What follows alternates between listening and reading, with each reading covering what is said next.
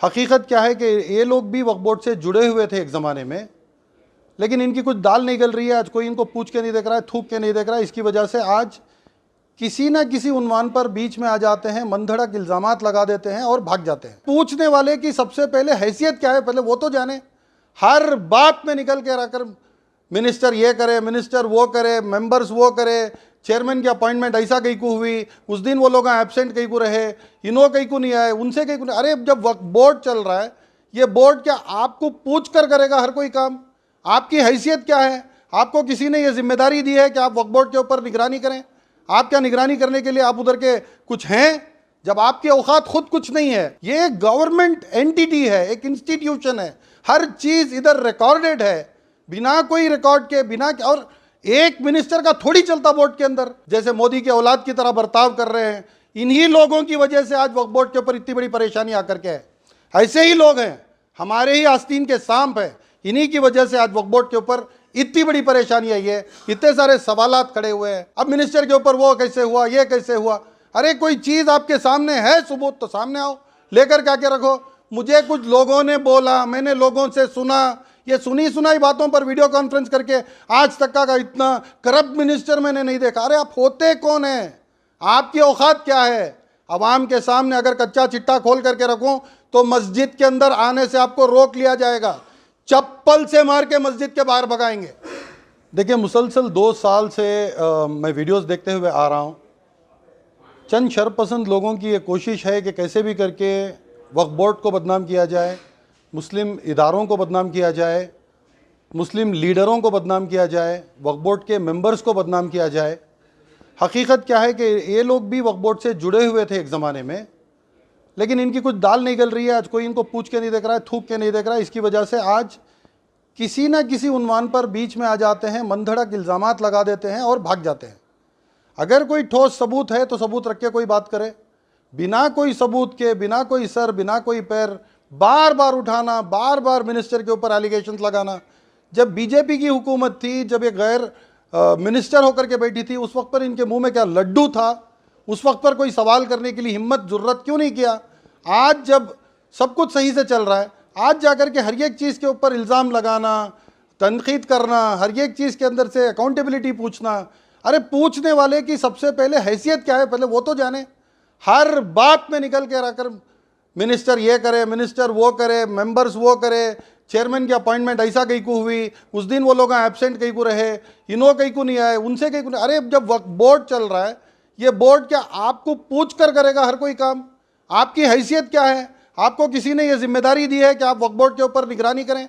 आप क्या निगरानी करने के लिए आप उधर के कुछ हैं, जब आपकी औकात खुद कुछ नहीं है? 2011 में आपने खुद इसी वक्फ बोर्ड का इलेक्शन लड़ा था, 10 वोट लेने की आपकी हैसियत नहीं है। आज उठाकर वीडियो बार बार बना देना। शाहीन एजुकेशन ट्रस्ट को ज़मीन दी गई वक्फ बोर्ड की जानिब से, क्यों दी गई, कितने में दी गई? अरे कोई छुपा छुपी खेल थोड़ी हो रहा है भाई। ये एक गवर्नमेंट एंटिटी है, एक इंस्टीट्यूशन है, हर चीज़ इधर रिकॉर्डेड है, बिना कोई रिकॉर्ड के, बिना। और एक मिनिस्टर का थोड़ी चलता बोर्ड के अंदर। बोर्ड पर चेयरमैन भी होता है, बोर्ड के अंदर मेंबर्स होते हैं, सब लोग मीटिंग करते हैं, कोरम होता है। अगर कोई अक्सरियत में कोई डिसीजन नहीं हो सकता है तो वो डिसीजन को होल्ड किया जाता है। ये सब कुछ रूल्स मालूम होने के बावजूद खामखा मनधड़क बेबुनियाद बातें, इल्ज़ामात, इन चीज़ों के ऊपर वजाहत के लिए, उनसे सवाल करने के लिए बार बार ये जैसे मोदी के औलाद की तरह बर्ताव कर रहे हैं। इन्हीं लोगों की वजह से आज वक्फ बोर्ड के ऊपर इतनी बड़ी परेशानी आकर के है। ऐसे ही लोग हैं, हमारे ही आस्तीन के सांप हैं, इन्हीं की वजह से आज वक्फ बोर्ड के ऊपर इतनी बड़ी परेशानी आई है, इतने सारे सवालात खड़े हुए हैं। मैं सिर्फ इतना पूछना चाह रहा हूँ, तुम लोगों को मिल रहेगा क्या? क्या मिलेगा आप लोगों को सब कुछ करने से? हज़ारों के प्रॉपर्टीज़ हैं, वो चित्रदुर्गा की प्रॉपर्टी पकड़ के चेयरमैन को बदनाम करने की कोशिश करे। अब तो चेयरमैन का इंतखाब हो गया, अब मिनिस्टर के ऊपर आ गए। अब मिनिस्टर के ऊपर वो कैसे हुआ, ये कैसे हुआ? अरे कोई चीज़ आपके सामने है, सबूत तो सामने आओ, लेकर क्या के रखो। मुझे कुछ लोगों ने बोला, मैंने लोगों से सुना, ये सुनी सुनाई बातों पर वीडियो कॉन्फ्रेंस करके आज तक का इतना करप्ट मिनिस्टर मैंने नहीं देखा। अरे आप होते कौन हैं? आपकी औकात क्या है? अवाम के सामने अगर कच्चा चिट्टा खोल करके रखूं तो मस्जिद के अंदर आने से आपको रोक लिया जाएगा, चप्पल से मार के मस्जिद के बाहर भगाएंगे। जब आप वीपी सिंह के एक पॉलिटिकल सेक्रेटरी थे, उस वक्त पर आपने मिल्लत के लिए, कौम के लिए क्या क्या किया, लिस्ट बना करके वीडियो बनाकर बोलिए। है आपके पास कोई चीज़ जो आपने मिल्लत के लिए क्या हो? अरे कौन पहचानता है आपको? आपका नाम कौन पहचानता है? मैं तो मीडिया के सामने बैठा हूँ, इन लोगों के सामने बोल रहा हूँ, तो लोग मुझसे पूछ रहे हैं भाई अशरफ कौन है? नाम तो अशरफ है, काम तो पूरे शैतानियत के, हैवानियत के हैं। आपके घर में चोरी हुई, 70 लाख रुपए चोरी हो गई, आपने जाकर के आपके अहलिया कंप्लेंट लिखवा दी। आप वो कंप्लेंट वापस क्यों लिए? क्योंकि आपके पास हिसाब किताब नहीं था। अगर हिसाब किताब होता, प्रॉपर इनकम टैक्स बंदे होते, ये तो उस वक्त की बात कर रहा हूं जब मैं चड्डी पहन के घूम रहा था, मेरी छोटी उम्र थी, जब मैं पैदा भी नहीं हुआ था, पॉलिटिकल सेक्रेटरी थे। बड़ी उम्र के हैं, आपकी इज्जत करते हैं, कदर करते हैं, वो रख करके चलिए। कौम की मदद करना, खिदमत करना, ये तो हर मुसलमान का काम है, करते जाइए। ज़मीर अहमद खान साहब आपने क्या किया, क्यों किया, कैसे किया? ज़मीर अहमद खान क्या क्या किए हैं ये तो सारी आवाम जानती है। चामराजपेट ईदगाह, खुदा की कसम खा करके बोलता हूँ, अगर ज़मीर अहमद खान नहीं होते तो वो ईदगाह आज हमारा ईदगाह नहीं होता था। मैं कसम खा करके कह रहा हूँ, रमज़ान का महीना, इस मुबारक मुक़द्दस रात, अल्लाह की कसम खा करके कहता हूँ, डीजे हल्ली, केजे हल्ली राइट्स के लिए जितने आंसू उन्होंने बहाए, जो लॉयर्स के लिए उन्होंने पैसा दिया, श्योरिटी अरेंज की, कौन कर दिया? दूसरा लीडर बताओ। ज़मीर अहमद खान के ऊपर इल्ज़ाम, इतना करप्ट मिनिस्टर आज तक नहीं देखे। आपने क्या क्या किया, खोल खोल कर रखूं? 2 साल से मैं देखता हुआ आ रहा हूं, सिर्फ मनधड़क बातों पर वीडियो बनाना, मनधड़क बातें करना, मनधड़क इल्ज़ामात लगाना, ये सब नहीं चलेगा। वो गालिब के ज़माने में था, हमें तो अपनों ने लूटा, गैरों में कहाँ दम था। और आज वो सब कुछ नहीं है। ईद के फौरन बाद मैं आपको वार्निंग दे रहा हूं, मुतालबा होगा आपका और हमारा, जो भी इल्ज़ामात आप लगाए हैं उसकी वजाहत होगी। अगर वजाहत नहीं किए तो उसके बाद आपने कहा कि मिनिस्टर का क्या हशर होगा, ज़मीर अहमद खान का क्या हशर होगा, ये बातों को साइड में रखिए। आपके साथ क्या हशर होगा, आवाम क्या करेगी, आपके मुंह पे कालिक थोपने का काम खुदा की कसम में करूंगा। आप ला करके सबूत दीजिए सामने, मिनिस्टर साहब के बारे में, प्रीवियस चेयरमैन के बारे में। अरे हजारों वक्त के प्रॉपर्टीज लिटिगेशन में हैं, जाइए जाकर के सुलझाइए। सिर्फ एक चित्रदुर्गा की प्रॉपर्टी पकड़ कर बैठे हैं, वो भी इसलिए क्योंकि वो जब चेयरमैन थे उस वक्त पर एक नालायक, एक निकम्मा अब्दुल्ला शरीफ, हमारे ही एक इदारे में, वक्फ बोर्ड की जगह में इनका एक पासबान पेपर चलता था, उसका भाड़ा नहीं बन पाए ये लोग, वहां से उनका सामान उठाकर फेंक के उनको वहां से खाली करवाया गया। आज भी बाकी हैं, आज भी बाकी हैं। इन्हीं के बारे में बता रहा हूं। बड़े मकान में शादी महल बनने के लिए वक्फ बोर्ड से 2 करोड़ रुपए इनको सैंक्शन किए गए, 20-30 लाख रुपए का काम हुआ है, आज तक वो काम अधूरा है। 1 करोड़ 70-80 लाख रुपए कहां गए, आज तक उसका हिसाब किताब नहीं दिया गया है। खुद इनके दामन पे इतने सारे कीचड़। एक और है सीरियल नंबर 3161 KSBA/MSc/61/BNU/1819 2019 की वक्फ की एक रिपोर्ट है ये, जिसके अंदर 2019 का वक्फ बोर्ड का सर्कुलर है। Irregularities and negligences in Karnataka state board of Auqaf, president of 2 Waqf institutions mister Mohammed Ubaidullah Sharif. जो इर्रेगुलरिटीज, नेग्लिजेंसेस आपके ऊपर इल्जामात हैं, वो इल्जामात को आप साबित करिए आकर के सामने कि मैंने कुछ नहीं किया, मैं साफ हूँ, शफाफ हूँ। हजरत मानिक शाह, हजरत सौते शाह दरबार के एवेन्यू रोड में जो दरबार है उसके आप प्रेसिडेंट रहे, 3 साल तक आपको एक्सटेंशन दिया गया, उसके बाद भी आप रहना चाहे, ट्रिब्यूनल का फैसला था आपको निकाल दिया जाए, उसको ले जाकर आप हाई कोर्ट तक ले जाकर के चैलेंज करें। अरे बोर्ड को बदनाम करने में पहले दिन से आप ही लोगों की साजिश है, मैं बता रहा हूं। और बहुत सारी चीजें हैं। धर्म सिंह जब चीफ मिनिस्टर थे, ये सैयद अशरफ के नॉमिनीज को 2 BDA के साइट दिए गए, फिर वही नॉमिनीज जाकर के इनके खिलाफ कंप्लेंट दिए कि वो साइट हमने मिले नहीं, इन्हों रख लिए। ये सब बातें वाजे करो आप आकर के पब्लिक के सामने, खामखा झूठे इल्जामात। अब तो आप वक्फ बोर्ड से हट करके हज कमेटी पर बात करने वाले हो गए। अरे हज कमेटी एक पाक साफ इदारा है जहां पर सिर्फ अल्लाह की, मतलब वो जो पिलग्रिम्स यहाँ से जाते हैं, हुज्जाज इकराम, उनकी खिदमत होती है। वहाँ पर झूठे इल्ज़ामात लगाकर कोर्ट ने क्लीन चिट दे दी तो आप कोर्ट के बाप हैं, आप सवाल करने की औकात कैसे रखते हैं? आप हैं कौन? पब्लिक के सामने आए। ये आखिरी बार मैं बोल रहा हूँ, खुदा की कसम खा करके बोल रहा हूँ, ये मैं अकेला बैठ करके प्रेस कॉन्फ्रेंस कर रहा हूँ। कल के दिन अगर एक भी वीडियो बोर्ड को बदनाम करने या चेयरमैन को बदनाम करने या उलमा इकराम को बदनाम करने या वहाँ के मेंबर्स जो हैं वक्फ बोर्ड के, उनको बदनाम करने, कोई एक भी साजिश आपने रची, खुदा की कसम ईद के बाद इसका बराबर मुतालबा होगा, आपको सामने आना होगा। जो भी इल्जामात जिन किसी पर आपने लगाए हैं, इन सब की वजाहत आपको करनी होगी। हर दौर में ऐसे लोग हैं।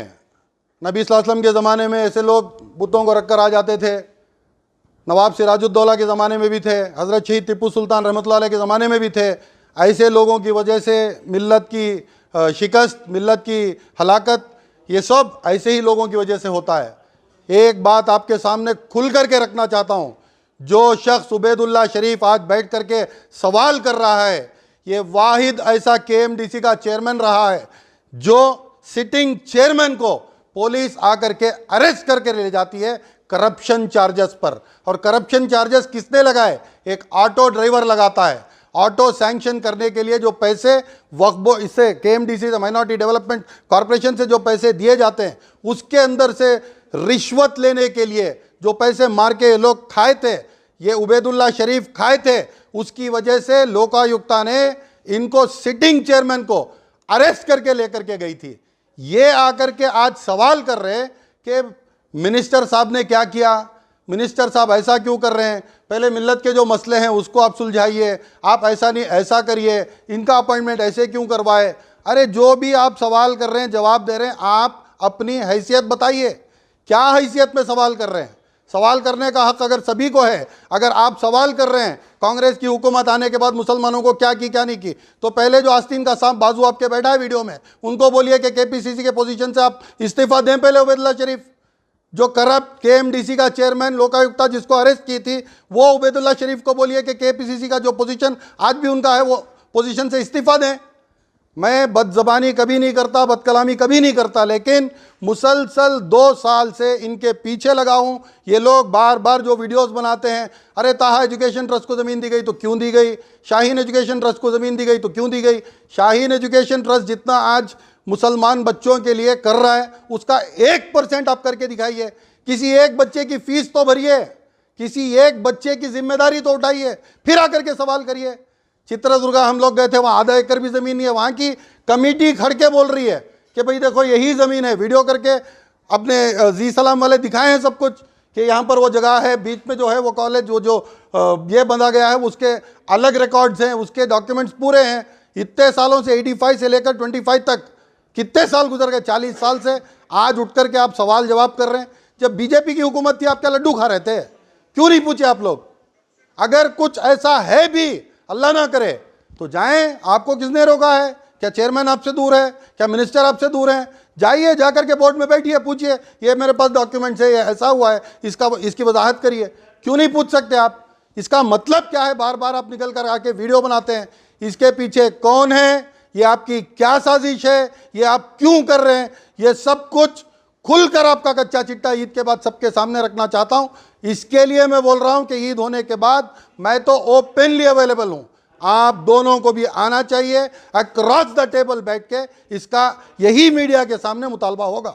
आप जो भी इल्जामात लगाएं उसको आपको प्रूव करना होगा, वरना मुंह पे काली थोप करके वहां से उठाकर थूक के हकाल दूंगा, भेजूंगा। ये जुबान है मेरी।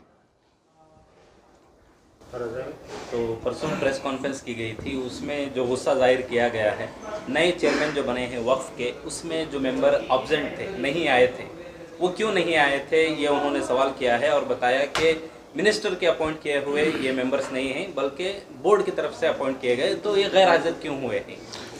जो भी है, वो जो मेंबर बने हैं वो उनका फैसला है, अटेंड करना नहीं करना ये उनका इख्तियार है ना। आपका मेरा वोट तो नहीं चलेगा वक्फ बोर्ड में, उन्हीं को तो वोट देना था।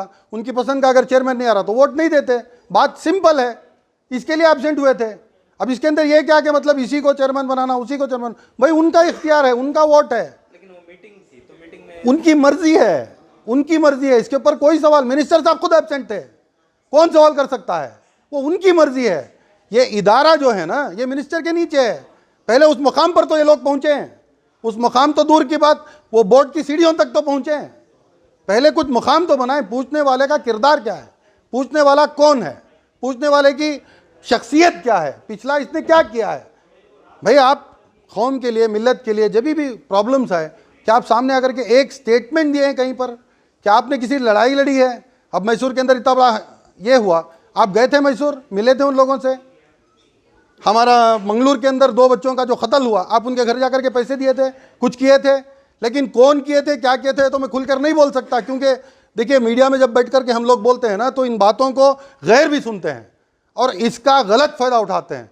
तो इसकी वजह से मैं खुल करके आपको नहीं बोल सकता, लेकिन अल्लाह को हाजिर नाजिर जानकर, अल्लाह की कसम खा करके कहता हूं, मैंने जो गिनवाए आपसे, सबसे बड़ी बात बताता हूं, वक्फ अमेंडमेंट बिल मोदी सरकार लेकर के आ रही है, 2 तारीख को प्रेजेंट होगी, वो पास होगी नहीं होगी अल्लाह के हवाले, जो भी होना है। बहरहाल कर्नाटक की हुकूमत ने एक रेजोल्यूशन पास करके ओपनली ये कहा है कि ये जो वक्फ अमेंडमेंट बिल है उसको हम इंप्लीमेंट नहीं करेंगे।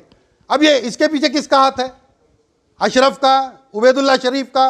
ये चीफ मिनिस्टर के साथ अपॉइंटमेंट लेना तो 10 दिन वेट करना, वही जगह पर मिनिस्टर साहब को सिर्फ एक फ़ोन कॉल की देरी है। कौन की है ये रेजोल्यूशन जो कर्नाटक की हुकूमत ली है, किसकी वजह से ली? अल्लाह ताला हमारे इन लीडर्स को, हारिस साहब हैं, रिजवान अरशद साहब हैं, हमारे रहीम साहब हैं, हमारे तनवीर सेठ साहब हैं, सबसे अव्वल पर नसीर साहब हैं, हमारे ज़मीर अहमद खान साहब हैं, ये सब लोग मिल कर के इनका एक डिसीजन है जो गवर्नमेंट के सामने रखते हैं कि भाई हमें ये चीज़ को इम्प्लीमेंट नहीं करना है। हमारे मसाजिद पर उंगली उठेगी, हमारे मदारिस पर उंगली उठेगी, हमारे ख़बरस्तानों पर उंगली उठेगी, बहुत सारी चीज़ें हैं।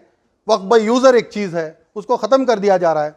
तो ज़माने से 300 साल से अगर आप एक मस्जिद में नमाज़ पढ़ रहे हैं या एक जगह पर आप ख़बरें दफना रहे हैं, उन सब जगहों पर उंगली उठेगी। तो इसकी वजह से तो बोल रहे हैं कि भाई ऐसी बातें मत करो, जो भी डिसीजन लेना है, जो आदमी एक मुकाम पर पहुंच गया उसकी इज्जत करो, कदर करो। अगर वो आदमी थोड़ा काहिल है, नहीं हो रहा उनसे काम, तो आप जा कर के रिक्वेस्ट करो। ज़मीर भाई अपने फेसबुक अकाउंट में, अपने इंस्टा अकाउंट में जब इनसे जाकर के मिलते हैं तो अपलोड करते हैं, met honourable KPCC member Ubaidullah Sharif. इतनी इज्जत जब दे रहे हैं तो इज्जत बर्दाश्त नहीं। जिनका खाते हैं उन्हीं का गाना। अब हर चीज़ में खुल करके तो बोल नहीं सकता।